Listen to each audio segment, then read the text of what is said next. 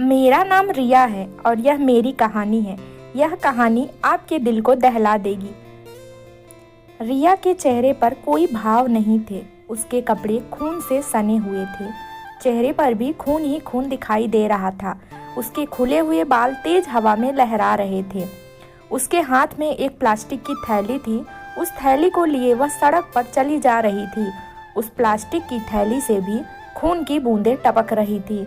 उस रास्ते से गुजरते हुए जिसने भी रिया को देखा, उसके हाथ पैर फूल गए। लोगों में एक अनजाना भय दौड़ गया। हे भगवान, कौन है ये औरत? इसके शरीर पर खून की बूंदें कैसी? और ये प्लास्टिक के इस थैली में क्या लिए जा रही है? लोगों के मन में बहुत सारे सवाल थे, लेकिन उन सवालों का जवाब किसी के पास नहीं था। रिया सड़क पर चले जा रही थी। कुछ देर के बाद वह शहर के सबसे बड़े पुलिस स्टेशन में प्रवेश कर दी। उस पुलिस स्टेशन का नाम था Devganj police station. Police station में उसके प्रवेश करते ही वहां भी भड़कम मच गया। हवलदार ने कहा, अरे कौन है ये औरत? इसका कहीं एक्सीडेंट हो गया क्या, या कहानी कुछ और है? वे दोनों हवलदार बातें कर ही रहे थे कि रिया उसके पास आई और उनसे बोली, इंस्पेक्टर साहब कहाँ हैं? हवलदार ने कहा, इंस्पेक्टर साहब, क्या काम है उनसे? रिया को लेकर दोनों हवलदार इंस्पेक्टर मोहन के पास गए। इंस्पेक्टर मोहन ने भी जब अपने सामने खून से सनी एक महिला को देखा तो वो भी सदमे में आ गए। इंस्पेक्टर ने कहा, कौन हो तुम? रिया बोली, साहब मैं रिया हूँ, मुझे गिरफ्तार कर लीजिए। इंस्पेक्टर ने कहा, गिरफ्तार कर लूँ, पर किस जुर्म में? रिया ने कहा, साहब मैंने एक राक्षस का वध कर दिया है। इंस्पेक्टर ने कहा, राक्षस? कैसा राक्षस? रिया बोली, बहुत खूंखार राक्षस। मैंने वध कर दिया उसका। इंस्पेक्टर ने कहा, तुमने किसी को जान से मार दिया क्या? रिया बोली, मारा नहीं साहब, वध कर दिया। अगर नहीं करती तो मैं मर जाती। उसके बाद रिया ने अपने हाथों में लिए प्लास्टिक की थैली को इंस्पेक्टर मोहन की तरफ बढ़ाया। रिया बोली, लो राक्षस, उसका वध करके मैंने इसका सिर काट कर इसमें डाल दिया। मैंने जुर्म किया है, मुझे गिरफ्तार कर लीजिए। लेकिन मुझे इस बात का कोई अफसोस नहीं है। मैं बहुत खुश हूँ, बहुत ही ज़्यादा। इंस्पेक्टर ने कहा, रिया क्या हुआ तुम्हारे साथ? तुम मुझे खुलकर बताओ। रिया ने बताना शुरू किया। रिया के पति का नाम था राजेश, उसकी सास का नाम था सुरेखा। राजेश और सुरेखा दोनों की आस्था एक साधु में बहुत ही ज़्यादा थी। वे दोनों साधु से बिना पूछे कोई काम नहीं करते थे। यूँ कहे कि उस साधु का ही राज चलता था रिया के घर में। रिया को अब भी याद है, जब वो पहली बार उस साधु के आश्रम में गई थी तो वह उसे कैसे भूखी नजरों से घूर घूर के देख रहा था। राजेश ने कहा, रिया, ये अंधीर आनंद जी बहुत ही पहुंची हुए शख्सियत हैं। ये तुम्हारा भूत, भविष्य, वर्तमान सब कुछ एक पल में बता देते हैं। चलो प्रणाम करो इन्हें। रिया ने प्रणाम किया, बोला, प्रणाम बाबा। बाबा बोला, खुश रहो और सबको खुश रखो, ये जीवन इसीलिए तो मिला है। अधीर आनंद ने जब यह बात रिया को बोल दी तो उसके चेहरे पर एक शैतानी मुस्कान थी। उसी दिन नाश्ते में रिया की सास ने अधीर आनंद को अपने घर पर इनवाइट किया, क्योंकि राजेश एक नई दुकान शुरू करने वाला था और बिना अधीर आनंद जी के आशीर्वाद के वो बिजनेस शुरू नहीं करना चाहता था। बाबा ने कहा, देखो सुरेखा, तुम्हें तो पता है ना कि हम कितना व्यस्त रहते हैं। आश्रम में भी लोगों का आना जाना लगा रहता है, लेकिन तुम हमारी पुजारी भक्त हो, इसलिए तुम्हारे लिए मैं समय जरूर निकालूंगा। तय तारीख पर अपनी महंगी कार में बाबा सुरेखा के बेटे राजेश की दुकान पर पहुंचे। जैसे ही वो वहां पहुंचे, सुरेखा और राजेश उनकी अगुवाई के लिए खड़े हो गए, लेकिन वो दुकान के अंदर नहीं गए। दुकान को बाहर से ही देखकर उन्होंने कहा, बाबा ने कहा, मुझे ये जगह कुछ जम नहीं रही है। अभी यहाँ पर काम शुरू करना सही नहीं है। मुझे यहाँ एक तांत्रिक क्रिया करनी होगी, तभी यह जगह पवित्र हो पाएगी। तुम अपना काम शुरू कर सकते हो। राजेश ने कहा, कितने पैसे खर्च हो जाएंगे बाबा? बाबा ने कहा, 1,25,000 लगेंगे। उसके बाद इतने पैसे तुम हर दिन कमाओगे। सारी तैयारियां होने के बावजूद उन लोगों ने दुकान की ओपनिंग नहीं की। रिया बोली, राजेश आप समझते क्यों नहीं हैं? अरे पहले से ही इतना उधार ले रखा है आपने इस बिजनेस के लिए, और अब 1,25,000 और उधार उस पूजा के लिए जो उस बाबा ने बताई है। राजेश कहा, रिया अंधीर नंद जी ने जो कहा है वो करना ही होगा। रिया बोली, देखिए राजेश, अपनी दुकान मार्केट के बीचों बीच है, वो तो वैसे भी चलेगी, अब इसके लिए पूजा की क्या जरूरत है। तभी वहां पर सुरेखा आ गई। सुरेखा बोली, क्या बात है, तुम दोनों में किस बात पर बहस हो रही है? राजेश ने अपनी माँ को सारी बातें बता दी। उसकी बातों को सुनकर सुरेखा आग बबूला हो गई। सुरेखा बोली, बहू तुम्हें पता भी है अंधीर बाबा कौन है, और उन्होंने जो कह दिया वो पत्थर की ही लकीर है।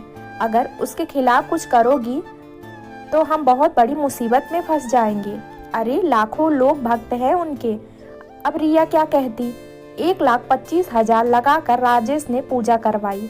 दुकान तो पहले से ही सही जगह पर थी तो खूब चलती थी, लेकिन राजेश और सुरेखा को लगता था कि ये सब बाबा के प्रताप के कारण है। एक दिन की बात है, सुरेखा कहीं बाहर गई हुई थी और राजेश दुकान पर था। तभी दरवाजे पर दस्तक सुन रिया ने दरवाजा खोला। सामने अधीर आनंद खड़े थे। रिया बोली, अरे बाबा आप आइए आइए। अधीर आनंद घर के अंदर आकर बैठ गया। रिया बोली, बाबा माँ और राजेश तो नहीं है। बाबा ने कहा, मुझे पता है, मैं तुमसे मिलने आया हूँ। रिया बोली, मुझसे? बाबा कहे, हाँ क्यों, मैं तुमसे मिलने नहीं आ सकता क्या? रिया बोली, क्यों नहीं आ सकते हैं। बाबा बोले, सुनो जरा अपनी नर्म और गोरे गोरे हाथों से शरबत बना दो, मेरा गला सूख रहा है। अधीर आनंद के मुंह से ऐसी बातें सुनकर रिया का माथा ठनका। वो किचन में शरबत बनाने चली गई। जब वो शरबत बना रही थी तभी अधीर आनंद पीछे से आ गए और उससे कहा, बाबा तेरे पति का काम कैसा चल रहा है? बाबा ने कहा, तेरे पति का काम कैसा चल रहा है? रिया बोली, जी अच्छा चल रहा है बाबा। बाबा आप यहाँ रसोई में क्यों आ गए? आप वहीं बैठिए ना। बाबा बोले, अरे हम थोड़ा तुम्हें और नजदीक से देखने और महसूस करने आ गए। ये कहकर अधीर आनंद ने रिया का हाथ पकड़ना चाहा। रिया ने कहा, ये क्या कर रहे हैं आप? दूर हटिए दूर, नहीं तो मैं शोर मचा दूंगी। बाबा ने कहा, रिया पागलपन मत कर, देख तेरी किस्मत अच्छी है कि मैं तुझे भाव दे रहा हूँ। रिया ने बोला, आप अभी के अभी यहाँ से निकल जाइए, नहीं तो बहुत बुरा होगा। ये कहकर उसने किचन में पड़ा चाकू उठा लिया और उसे अधीर आनंद की ओर दिखाते हुए कहा। रिया ने कहा, हटिए, नहीं तो चाकू पेट में उतार दूंगी। बाबा बोले, तू सही नहीं कर रही है, तुझे मेरी बाहों में आना ही होगा, और देखना तेरा पति और तेरी सास ही तुझे मेरे पास भेजेंगी। अधीर आनंद की गंदी हरकत के बारे में जब रिया ने उस रात अपने पति और सास को बताया तो दोनों उस पर बरस पड़े। राजेश कहने लगा, अरे क्या दिक्कत है तुम्हें अधीर आनंद जी से? जब देखो उनके पीछे पड़ी रहती हो, उनकी बुराई करती हो, तुम्हारा दिमाग तो ठीक है ना? रिया बोली, ये तुम कैसी बातें कर रहे हो? उसने तुम्हारी पत्नी के साथ बदतमीजी करने की कोशिश की और तुम उसी का पक्ष ले रहे हो। सुरेखा बोली, वो इसलिए बहू क्योंकि तुम्हारा दिमाग खराब हो गया है। पता है अधीर आनंद जी की कितनी महिलाएं भक्त हैं, वो महिलाओं का कितना सम्मान करते हैं, तुम्हें पता है? देखो आज के बाद इस घर में मैं उनके खिलाफ एक शब्द भी नहीं सुनूंगी। इस बीच अधीर आनंद कई बार फिर से राजेश और सुरेखा की अनुपस्थिति में रिया के घर आता और उससे बदतमीजी की कोशिश करता। रिया जब इसकी शिकायत अपने पति और सास से करती तो वह उसका मुंह बंद करा देती। रिया बोली, ये लोग तो मेरी बात सुनने के लिए तैयार ही नहीं है। अपनी पत्नी और बहू की बात इन्हें झूठ लगती है और उस ढोंगी की बात सच। समय बीतता गया। रिया की शादी को 2 साल हो गए, लेकिन उसकी गोद नहीं भर रही थी। अधीर आनंद ने राजेश और सुरेखा के दिमाग में यह बात डाल दी कि रिया कभी माँ नहीं बन सकती। तुम्हारी बहू के ऊपर कोई दोष है, इसलिए वो कभी माँ नहीं बन सकती। सुरेखा ने कहा, इसका उपाय क्या है बाबा? उपाय ये है कि उस दोष के निवारण के लिए एक पूजा करनी होगी, और वो भी अमावस्या की रात को, और उस रात रिया को अकेले ही आश्रम में रहना होगा। मैंने इस पूजा के द्वारा कईयों की गोद भरी है। राजेश और सुरेखा रिया के लाख मना करने के बावजूद उसे आश्रम में छोड़कर वापस आ गए। अधीर आनंद तो यही चाहता ही था। उस रात उसने रिया से बदतमीजी शुरू कर दी। रिया ने कहा, दूर रहो मुझसे, नहीं तो आज तुम्हारी वो हालत करूंगी कि तू किसी को मुंह दिखाने लायक नहीं रहेगा। बाबा ने कहा, अरे मुझ में कांटे लगे हैं क्या? देख, खुश रहो और सबको खुश रखो, और मैं तो तेरा भला करने वाला हूँ। तेरी गोद में कुछ दिनों बाद एक बच्चा खेलने लगेगा। ये कहकर अधीर आनंद ने रिया को अपनी बाहों में भरना चाहा, लेकिन रिया को आज पूरी तैयारी करके आई थी। उसने अपनी साड़ी में छिपा खंजर निकाला और उस खंजर के एक ही वार से अधीर आनंद का सिर काट दिया। रिया गुस्से में, तूने हद कर दी थी अधीर आनंद। आज मैंने बहुत सहा है। मेरा किसी ने साथ नहीं दिया, इसलिए आज मुझे तेरा वध करना पड़ा।